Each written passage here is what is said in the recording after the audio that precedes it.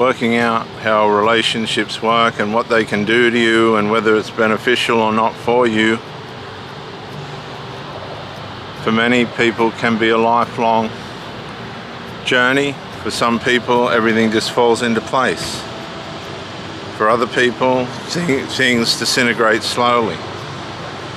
Some people have been married for decades only to find out that their partner has been unfaithful for the majority of the time or for a certain amount of that time. And that is very hard to recover from. The injury, psychological injury, the sense of betrayal, with the betrayal trauma and everything that comes with that is devastating, absolutely devastating. And some people never ever get over it. They never engage in another intimate relationship again. Others become battle hardened and continue on, but that's no promise that it's not going to happen again, or the person that you meet this time is any better. The sinful nature is programmed to destroy, and those that aren't aware of it and how it works will fall prey to it. And if they do and you're with them, you'll be on the end of it as well. That's just how it works.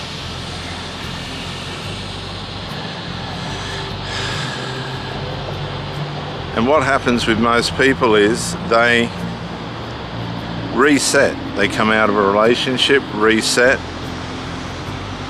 and begin again. They've got their fancy new shiny toy. They've got their new partner and all the excitement that comes with that.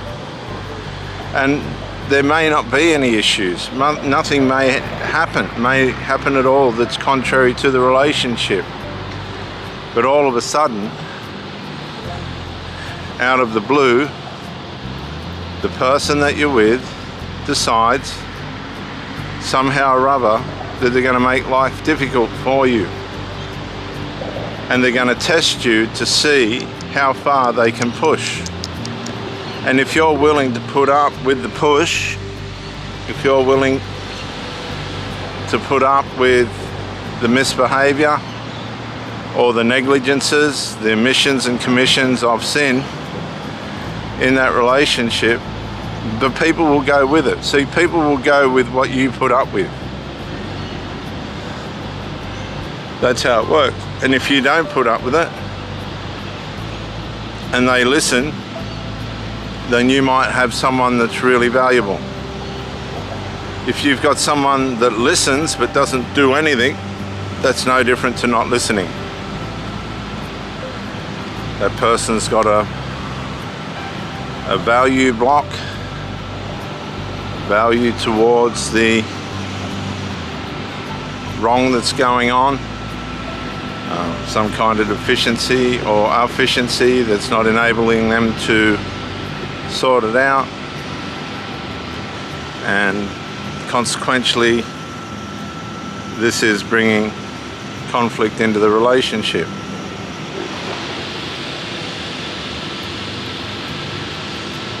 Now, the hard part about all this is discerning if it's of any benefit to you to stay in or get out. We're not culturalized to just walk off on people, although there is an element of the humanity that will do that. They've just got a self-interest that's more valuable than a dysfunctional relationship or somebody that's not going to be able to function.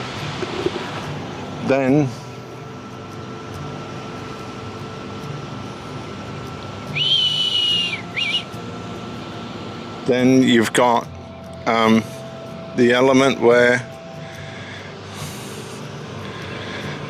there's the people that struggle because their faithfulness and loyalty blind them from the life that they should be living now.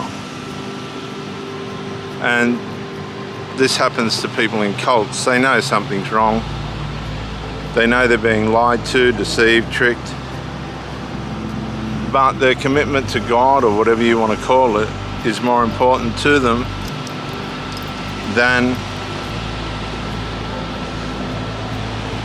putting themselves in a situation where their life is going to be healthy. They get stuck. And it's very hard to find your way out of this. Now, what the problem is what we think the duration of a relationship should be. Many of us believe that and would hope a relationship would be lifelong.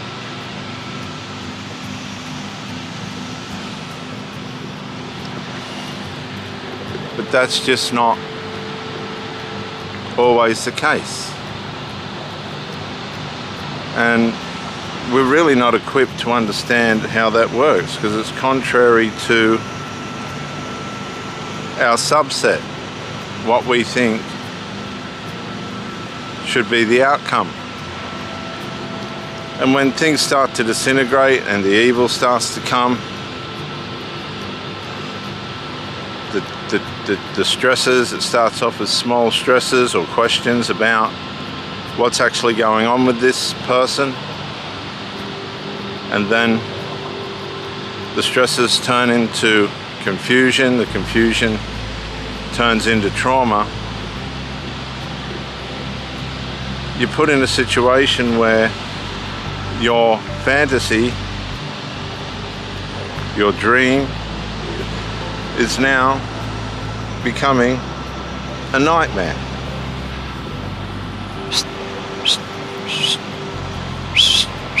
Hey, hey, Hank.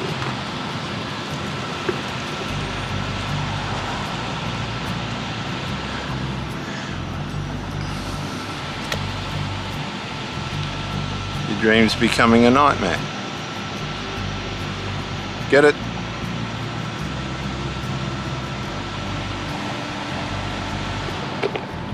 And you're trying to leave the relationship like this dog's trying to get the sticks. And you're trying to work out how you can get out. Like he's trying to work out, how can I get those sticks?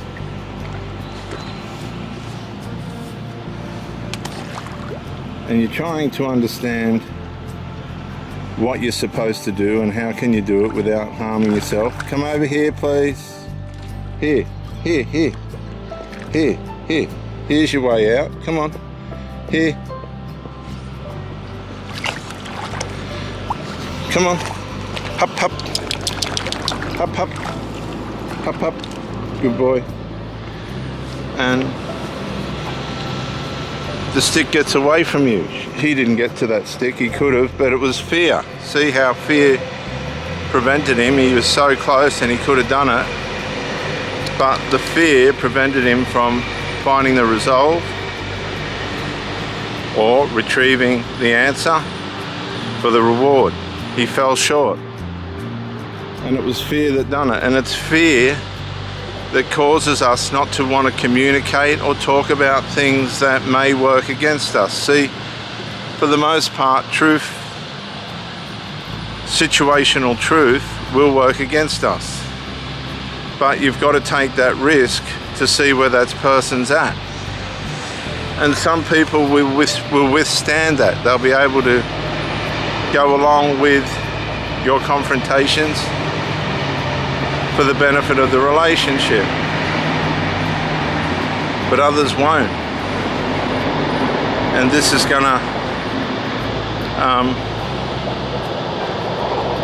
show you that that stick isn't worth chasing. You have to turn back to yourself, come back to a safe place, get yourself in a reset where you can shake the water off of the relationship, roll on the grass, scratch yourself, do what you have to, and move on. Run around and move on.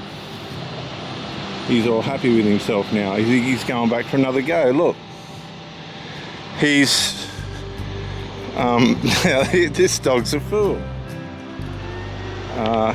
because now he's being hoovered. Look, he's hoovered himself. He's hoovered himself, viewers. This is incredible. Hey, no, he'll cut himself on the oysters. I gave him a path. Here, over here, here, oi, here, look, here, there. I gave him a path, and he went and hoovered himself. And see those white things on the stones? They're razor sharp. They're called oysters.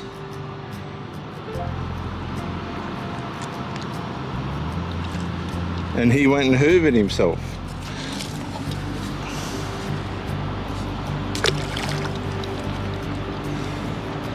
Without my command. And that's what people do. They slip back into their attraction, and they go running back. They keep it a secret, and they cut themselves on the oysters of the relationship. Now, I made that little pathway out there many years ago, and it's still there. Fantastic. And look, there's a fish in there that's come in. There's been a ruckus, and the fish have heard the ruckus and they've come in. No, you won't go back in. Come on, we're out of here. So beware of the hoover. Beware of the temptation to go back. Come on, mate, no. You need people to encourage you to stay away. There's oysters in that relationship, and they will slice you to pieces, and you'll be drawn back against your own wisdom. And you don't want any more wounds than you've already had.